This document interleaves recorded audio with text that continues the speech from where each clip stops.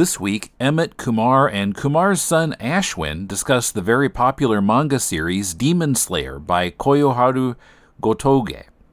First, if you appreciate the work we do on this podcast, we'd love it if you'd support the show at patreon.com/deconcomics for as little as $2 a month. Check out our goals and rewards and pledge your support now at patreon.com/deconcomics. This is Kumar. This is Ashwin. This is Emmet. And this is Deconstructing Comics.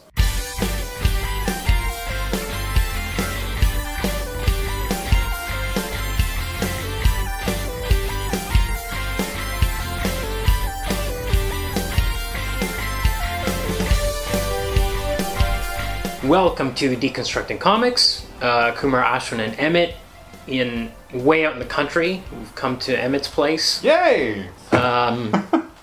There were rumors of kangaroo attacks. I haven't seen anything yet. Yeah, well, there's been a stay of activity for the last few months. Okay. I'm sure the war continues, though. Our war never ends. Okay, so we're here to talk about Demon Slayer, the manga series. This was your suggestion, Emmet. Yeah. So I'm going to guess that this was much like Dorohedoro, was something that popped up in your Netflix as an anime recommendation, and that's what got you interested? Yes, I remain very uncultured when it comes to manga. Okay. Anime is my gateway drug. Okay. And this Demon Slayer was very entertaining anime, and I also have Funimation, so I was watching it there too. And I was then curious to check out the manga.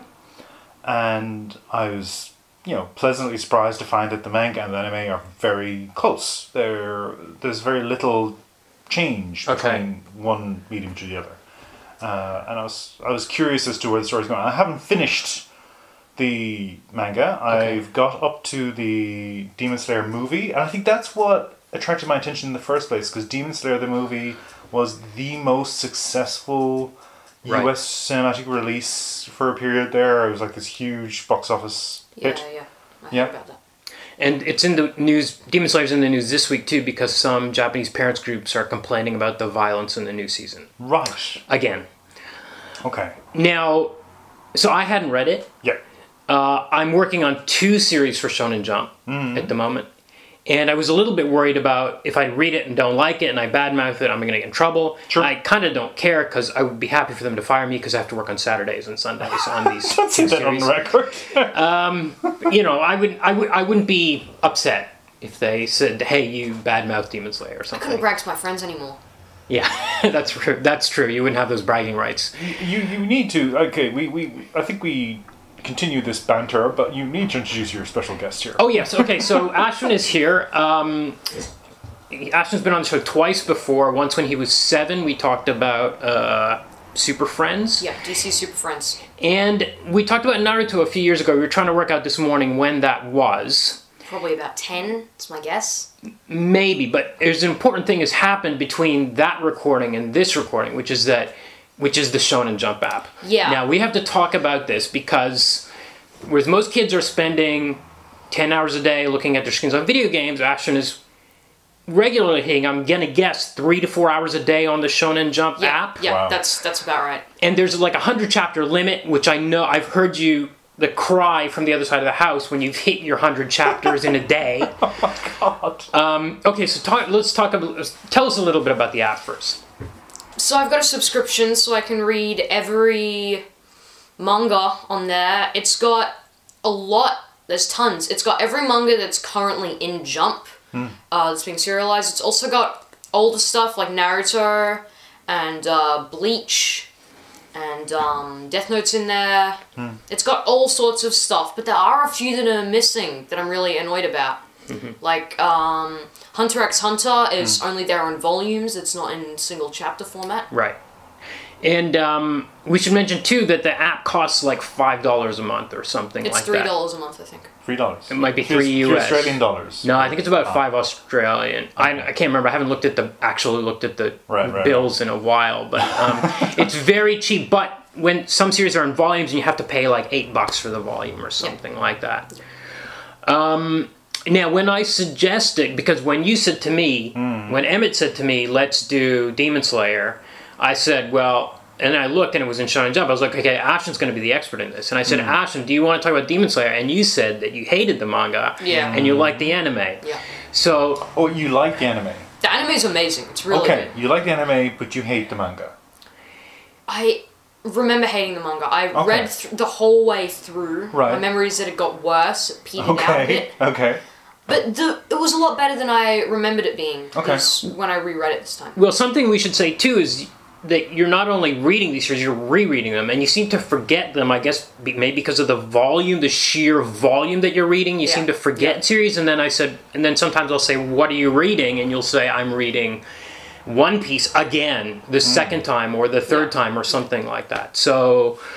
I'm currently rereading My Hero Academia for the third time. Okay. Okay, so do you remember what you didn't like about it the first time through? Besides it getting worse in some way. I seem to recall you didn't like the artwork or something. The artwork was odd. It didn't... The point of all their attacks is they're supposed to be flowing. Okay. And they've got these cool, like, art effects going on. But they just don't work. On the page. On the page. They just don't feel like they're flowing. Right. Whereas in the anime, I noticed it was really amazing. It was like he's shooting out water from his sword. That's what it felt like. Right.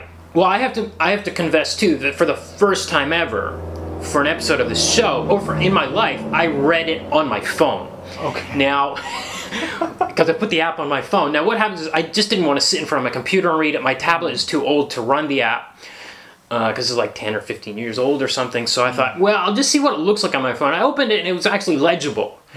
So, and then I just started kind of reading it that way, and it was very convenient. But maybe, I don't know, maybe the art actually looks a little bit better at a smaller size. But you're right about the attack flows. But that was...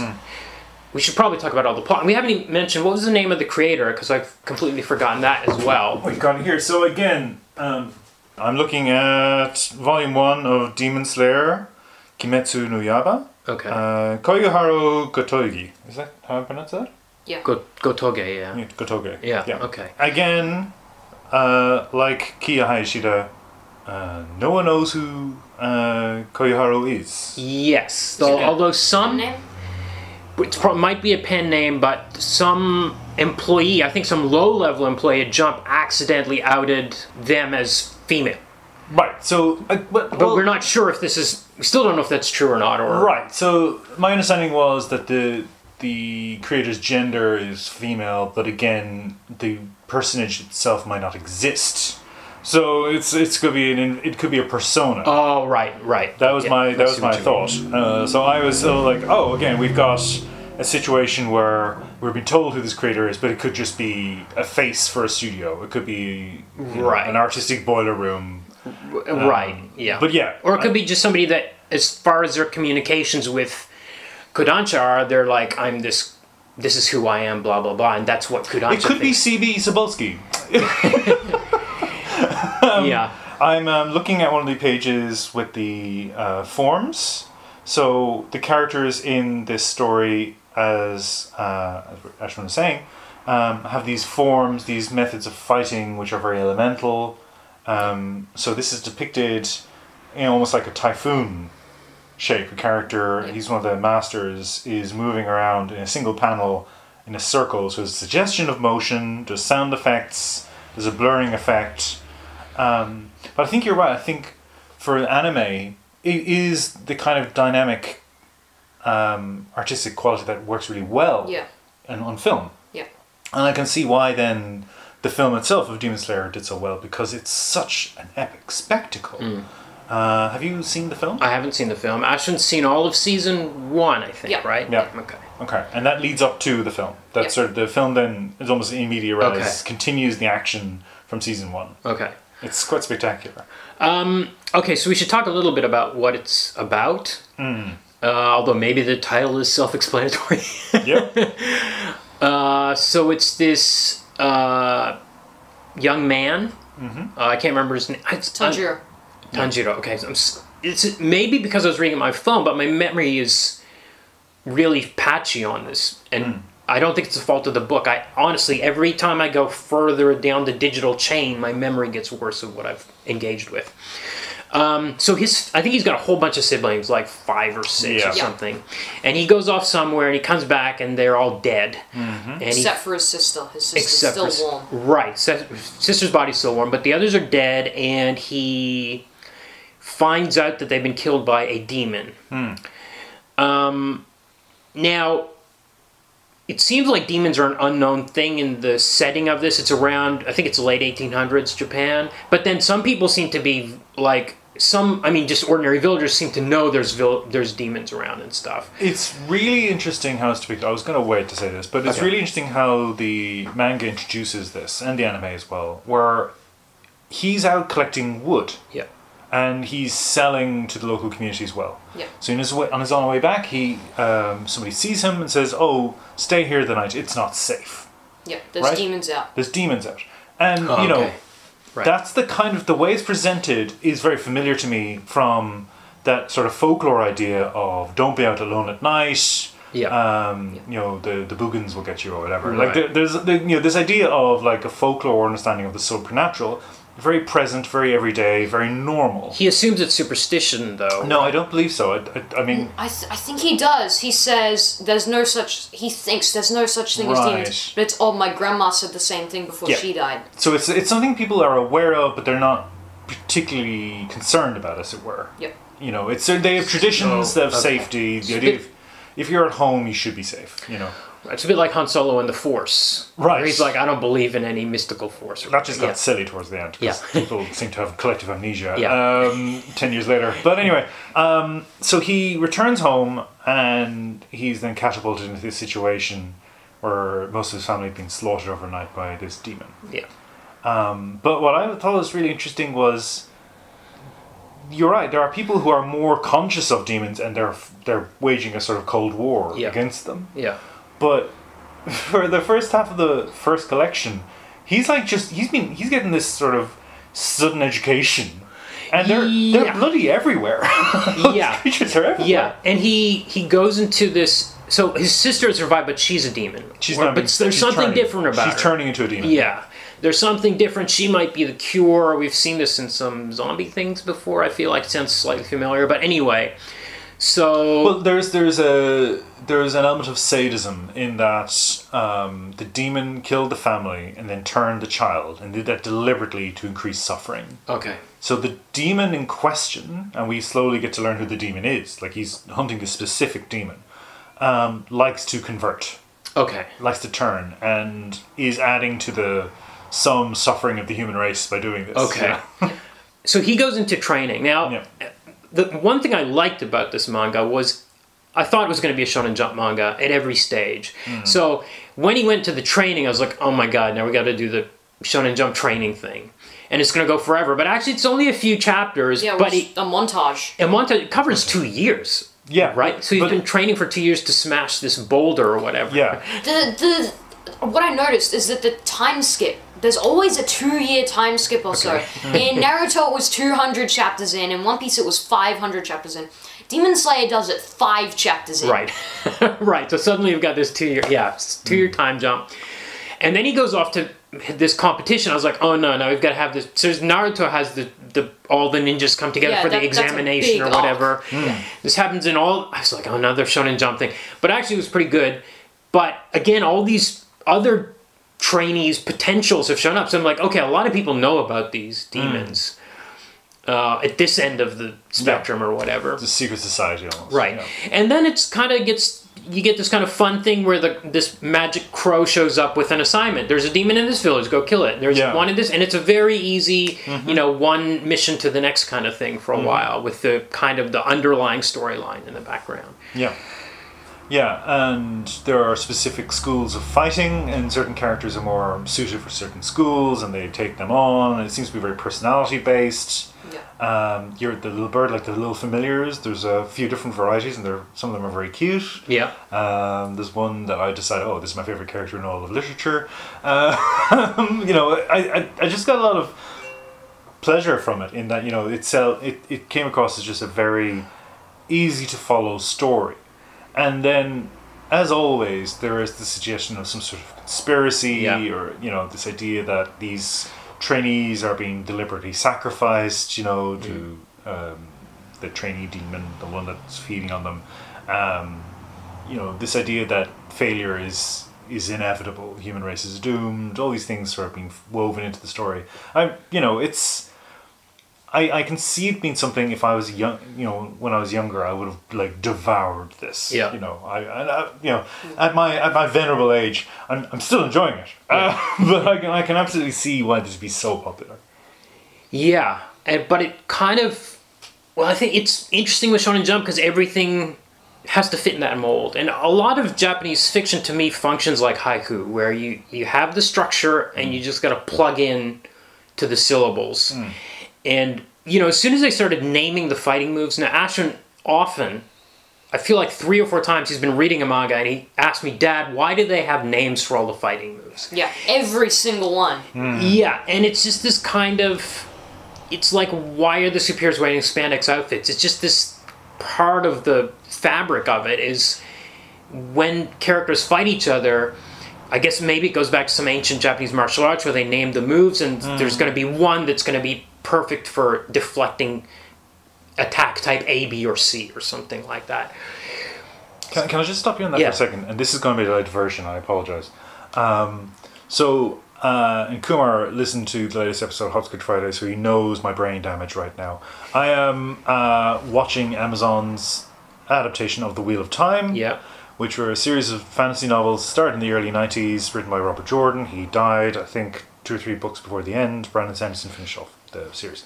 The reason I'm bringing this up now is because in those books there are what are called sword masters, men who are very good at sword fighting, and they're warriors. And you only become a sword master if you defeat another sword master, and you're publicly seen to have done that. And Robert Jordan depicted sword fights in his novels as, Rand adopts 2 legs across the grass.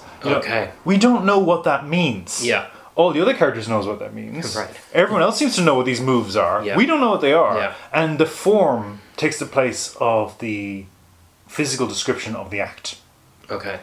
And I did wonder if Jordan was taking inspiration, as you say, from Japanese culture or from some tradition of martial arts. Yeah. And then sort of just weaving that into, somewhat inexpertly, his fantasy writing. Yeah.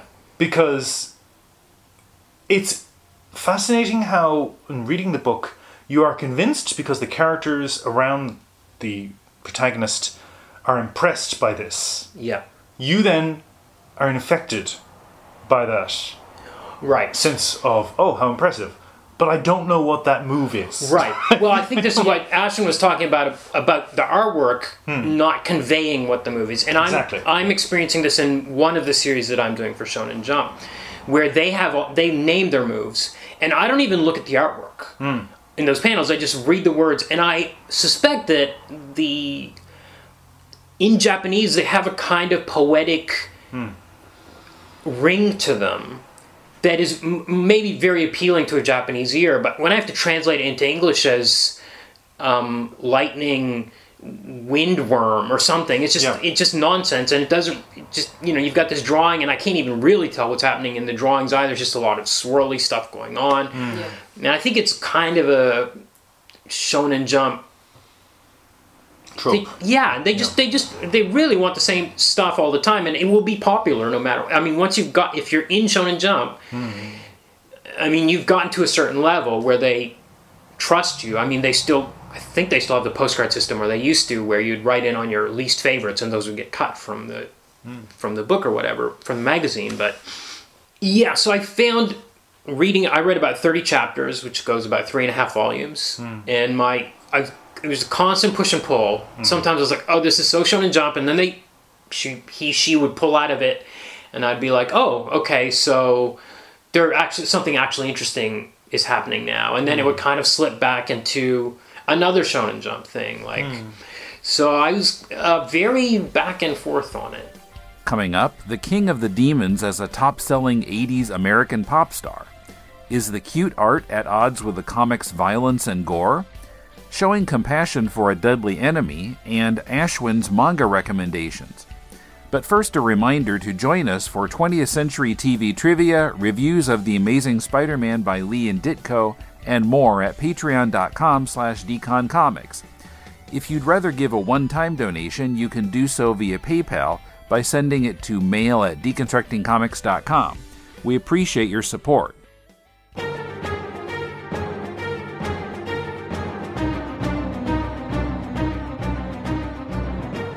Welcome to the Superman Fan Podcast. My name is Billy Hogan, and I will be your host. Before we begin our journey through the time barrier, please ensure that your red indestructible capes are securely fastened around your necks so that we may all travel safely into the past to explore the Silver Age adventures of the Man of Steel in the pages of Action Comics, Superman, Superman's pal Jimmy Olsen, Superman's girlfriend Lois Lane, and World's Finest Comics. After we return from our journey, I encourage you to go to the website, thesupermanfanpodcast.blogspot.com. I look forward to have you join me each week to explore the Silver Age adventures of the Man of Steel.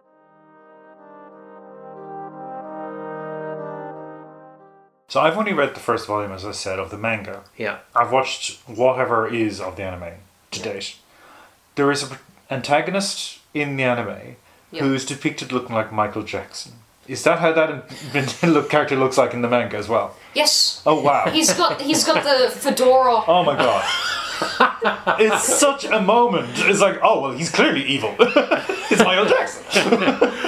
Oh, that's hilarious. Yeah. I don't know if I've gotten to that. I feel like I did, because he's the main villain, isn't he? He's the big demon who created all the other demons. Wow. He's the one going around just doing this. Right, and he does look like Michael Jackson from like a fedora and a suit from Moonwalker era. Moonwalker. Okay. Yeah. That's kind of a Shonen Jump thing that I'm sure somebody will come along having their cat on their head or something at some stage. Also, that'll. Is that a thing? Yeah, it's a thing. Cat on the head? Oh wow. Or over their shoulders, or some animal. Yeah, and there will be a cute animal sidekick of some form. They'll have to get to that. My cat sits on my shoulder all the time. I walk around with the cat on my shoulder. It's interesting how sort of light Demon Slayer is, but at the same time quite depressing. Like there's a sadness to it, right? Gore and violence. Because all the parents are complaining about the gore. What was the Netflix rating? Do you remember? Was it? It was MA 15 plus. Yeah, purely for blood. Yeah, it's the blood. Like it's not bloodletting. So much blood. Yeah, it's surprising. You're right. But it's sort of very cute. At least the manga is very almost what they call chibi, which is almost like a deformed, squashed, cute, very clean lines. Is it at odds with the level of violence and depression kind of stuff that's in it? No, I think the Almost suits it. Yeah. You think so? Yeah. Yeah, the characters are doomed. Like they are. Like there is this sense of they're fighting this war. There's a lot of talk of suffering. Yeah. And when the principal character finally meets the heroes of this war, like most of them are openly aggressive towards him. And we meet a character who is heavily featured towards the end in the movie and towards the end of the first season of the anime, who is just the warmest, most charming character, full of life. Yeah, he's a nice guy. Don't get used to him. he gets killed off. Yeah. Spoilers. I was going to say something about that. I can't remember what it is. Oh yeah. So another thing about the cute artwork is the demon. The first time we see a demon, he hacks it up and it grows arms out of where its ears should be. It's very John Carpenter. Well, a lot of Japanese monster manga is really good at making gross out monsters. Yeah. Like weird, unnerving designs. Yeah. And this one was like unnerving, but again, it was so rounded and kind of cute. It was funny. I laughed when I saw that scene where he grew his arms out of his ears and it's like... And he's talking to them as well. He's like mocking them and like, oh, I got to kill you now. Yeah. And I kind of we don't get quite as many weirdo demon stuff like that, like growing arms out of weird places and stuff. I don't remember it happening much later, but I did really like that and was hoping for more of it. The level of invention with the kinds of demons is very interesting. There's a lot of creativity there. There was one that is a musical instrument. Like the demon... Yes, the drums Yeah. guy, yeah. That is a really fascinating concept. That And uses the idea of space. having his domain, like Yeah. you can control the mansion, I'm pretty sure that's the only demon who ever does that. There's Right, no yeah. other demon who has their own territory that they control. Because you would... Like, the weakness to that demon would be that they would have to stay in that place. Yeah. That the place can... I think the physical location can move. Or is able to come and go, maybe? I don't think so. I Right. think it stays... The mansion stays. He can move the rooms within the mansion. Right, yeah. But it always stays there. So that's maybe why no other demon would do that, but at the same time, the amount of control that demon has over that space is something I'm really interested in. I'm really interested in that concept. Yeah. And yeah, I think I was playing Control, the video game Control, at the time I watched the episode. Okay, I was I've never heard of this it. is like really familiar. I see. It's this idea of Shifting rooms. Or... shifting rooms. There's a lot of magical architecture. There's lots of you're playing a character who's trying to use psychic powers to manipulate a building. Okay. And there's undead things in the building with you. They can also manipulate the building. Okay, yeah. So you're like fighting for control of a room. Very interesting stuff. And then I watched that episode. I was like, oh yeah, this is there's clearly an idea out there in the world that's Inception does this to some degree too. Yeah. Yeah. And I'm for trying the to listener, remember. we've enjoyed by the kitten. I'm trying to remember some of the others, but like there were a few that stuck out. I wanted more that stuck out, maybe. But Right. I haven't seen any of the anime, so the impression again, maybe in motion, the impression's a little bit different than some of them are. You know, there's that triple one that's kind of going into the ground and pulling people underground. That's maybe a bit later than the... I don't know if it's in the anime or not, but... It is. It will be. Okay. Yeah. So why did you think you've gone from not liking this to not disliking this actively? I don't know. It feels like... Because there's a lot more than the 30 chapters I read this time. There's 250 or something. Something like that. Oh, so you went much further. Like when Yeah, the first time I you read it, they finished were it the only first time. Okay. But I have no idea. It might... I remember the later bits a lot more than the earlier bits when I finished reading a manga. So it must have just been that it got worse. Right. It got less enjoyable. Yeah. Repetitive, maybe. Right. But the one part I absolutely hated of this first 30 chapters was in chapter 1, where he finds his family dead. It's the picture of this room, and they've all been gored and massacred. And we get one panel on that. We don't see him freaking out. Yeah. It's just cut to he's carrying his dying sister away. Right. He doesn't have a panic attack. He doesn't break down. Okay. And I feel like we need... I think we saw more of that in the anime. Right. Okay. Yeah. The moment he dwells in the moment. Yeah. Okay. Well, things are told out of order in the manga, for sure, because it starts with him carrying his sister on his back, and we don't know why, and then we get the backstory. So part of it might have been the way it was structured, that we didn't see much of the grief. I'm trying to remember. I feel like there was something in there, but... The first chapter is called Despair as well, or Right. something. Right. So it feels like we should have more of the grief, because we don't see that much in his expressions Yeah. when he's fighting the Demon Slayer. Yeah. The expressions are a little bit... Again, it's Shonen Jump cartooniness. It's hard to say whether that is an advantage or disadvantage, that you can have a rubbery face that's more expressive or whatever. Yeah, for me it's hard to gauge outside of the context of every other Shonen Jump manga and what you expect, which is the themes are always friendship, effort, victory. And you can kind of feel that coming up, and there's they meet that kid that's like a real coward, and and I'm like, okay, this is... He quickly becomes my favorite character, but Right. he's so annoying. Yeah. First meeting. But I can kind of see the build-up, especially when that training starts. Like, are we at friendship, effort, victory already at chapter 5 or whatever, when the training montage happened? There is an interesting sort of idea of work.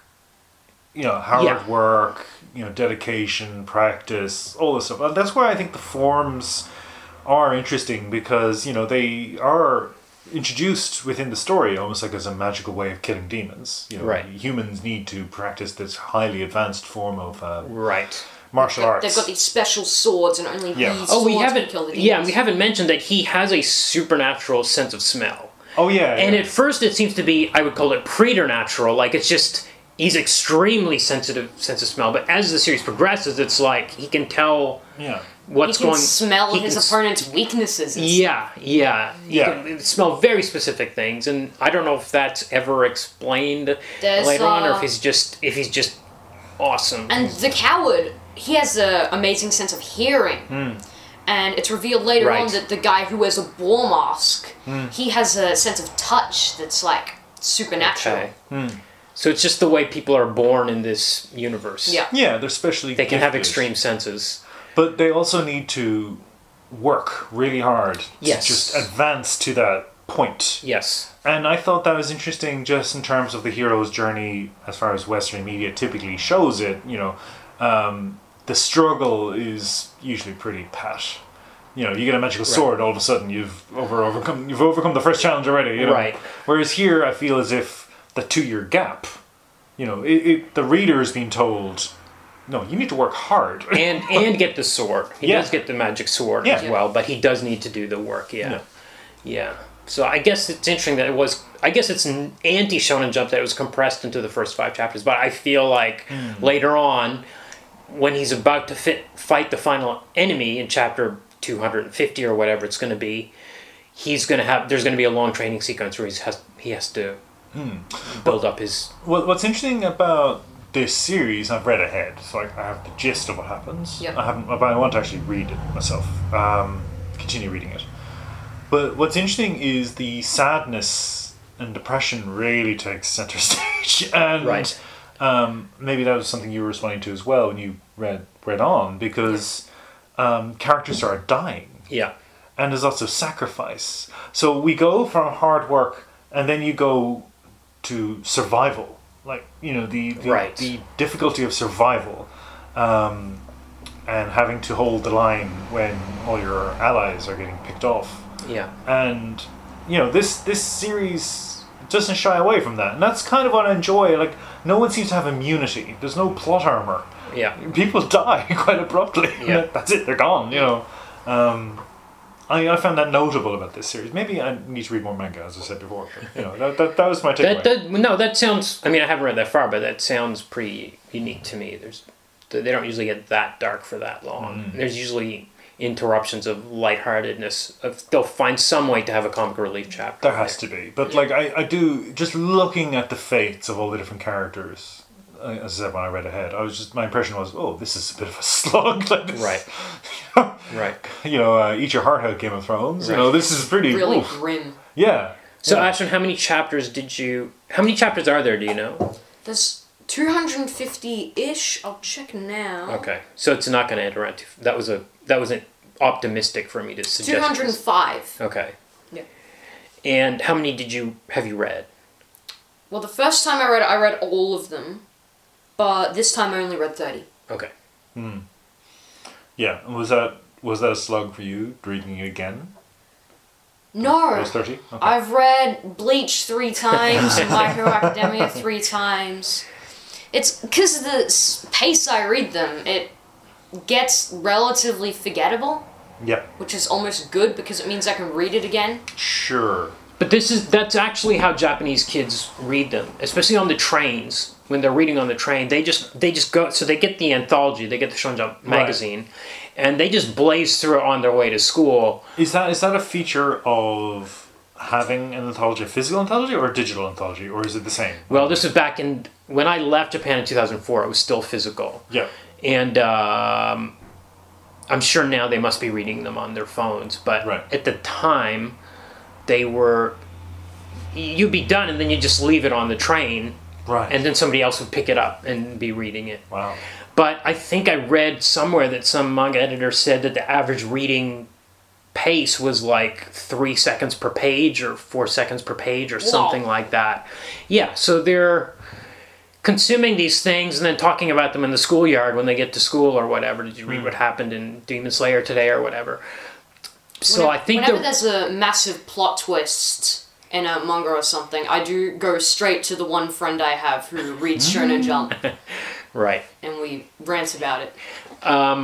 Yeah, so I think the pace you're reading it at is probably not abnormal. I think 100 chapters a day is unusual because that would be on, maybe on the weekends they'd be doing that, but... Yeah. I still remember the afternoon I spent reading all of From Hell. Right.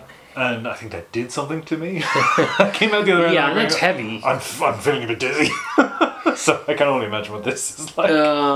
But yeah, well, it's fast paced. Like every show, you're just meant to have 2, 3, 4 panels a page and blast through them at anime's pace. Really, all those pages where they're attacking. Yeah, you can sort of. The faster you move through it, the more it flows. Okay. Because it's not like, oh, I do this, now I do this. It's, yeah. Right, so you're not meant to sit and stare and look at the drawing. No. Yeah, does the forms that we've criticized, does that lend itself to that reading? Like, you're literally following the flow of action as a flow from one page to the next page. Does that not help?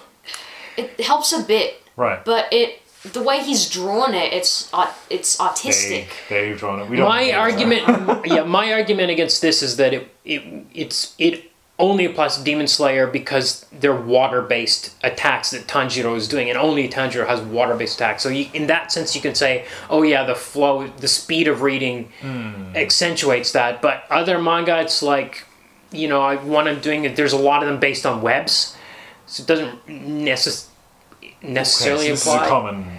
This is a common feature. Oh yeah, to name the attacks and I think it's more the depiction of it as a sort of. Well, they're not depicted as flows. Like it would be you'd see all these lines. It's like this is the subway spider web. I don't know. I'm just making up like something, some random like this is this web attack or whatever, and you get some sort of drawing of all these webs, and I don't really know. I can't tell one from the next myself. This is really inside baseball stuff that people who are reading these probably don't want to hear, that the translator has no idea what the drawing is doing. I may be editing out all of these mentions, by the way, Kumar, just so you know. But, yeah, so even then I don't think... my hunch is that the cadence of those names in Japanese is fun or pleasurable for a Japanese reader. Right.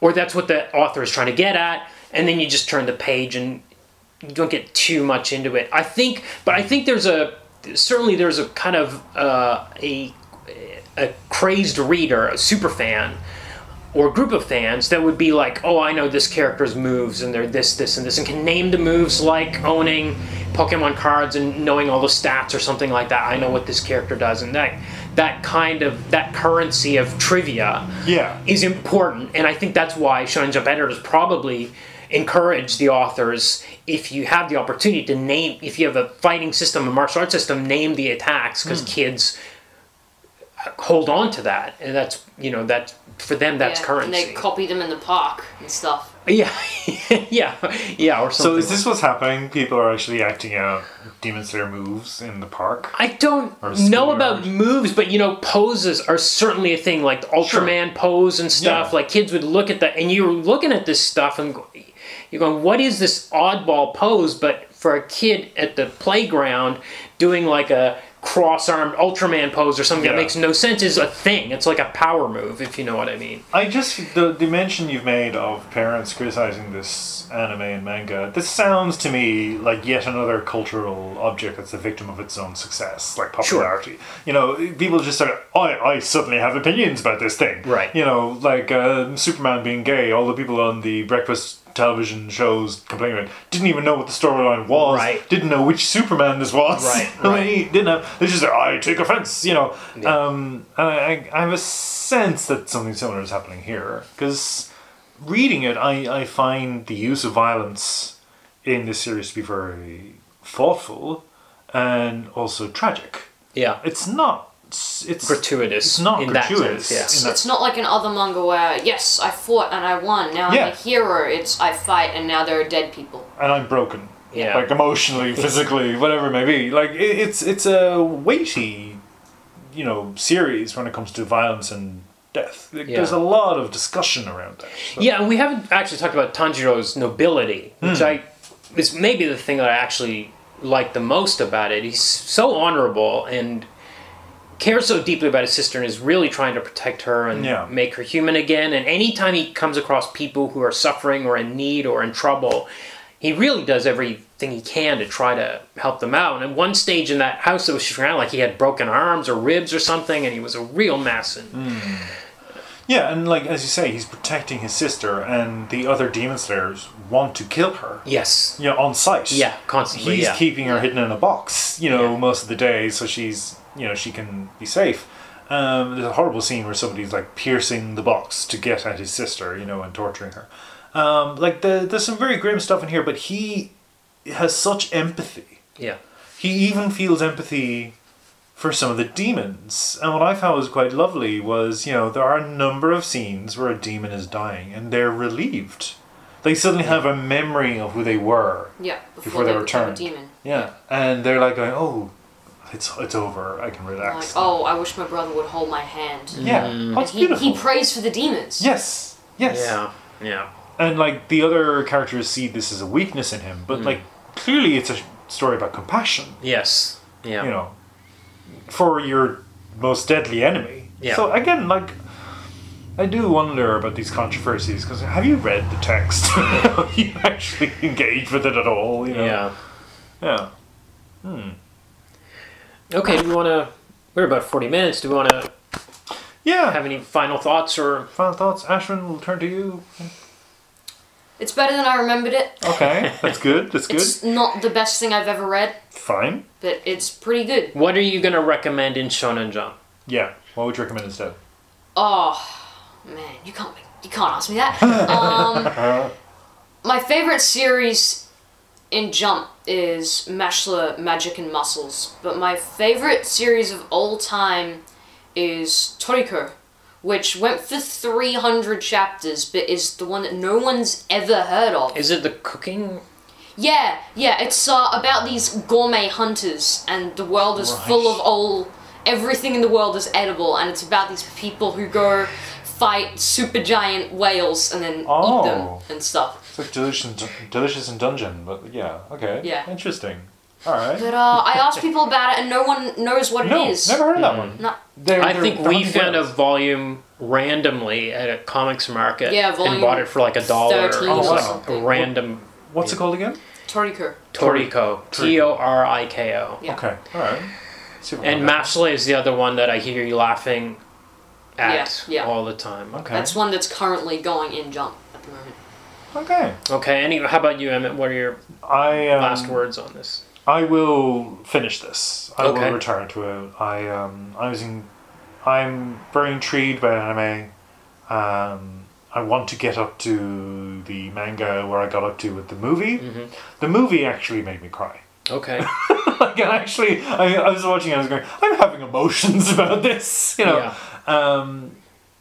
I'm always interested in something which has a sense of tragedy about it. Yeah. This series definitely is tragic. Yeah. So, folks listening, if that sounds intriguing, it's got it in spades. If you're looking for a sad time, Demon Slayer. Also, there's violence. Yeah. Yeah, I'm a little bit wary that it's going to be kind of formulaic at this stage. I'm 30 chapters in, but it is like, I think it's like the #2 selling manga at the moment. The volume, so it's very popular. It's super popular, and the movies, of course, as we know, are like huge money makers, and I suspect that I'm missing something that I need to get further into, and I probably will watch the show at some stage. Yeah, I would think. Great stuff. Do you have any sense when we're getting the next season? Please, I need more. Is it out? No idea. No idea? It wasn't out when I watched it. No. That was in April, though, right? Yeah. I think it might be very close to dropping. Soon. Okay, alright. Yeah, I'll keep my Funimation account, so...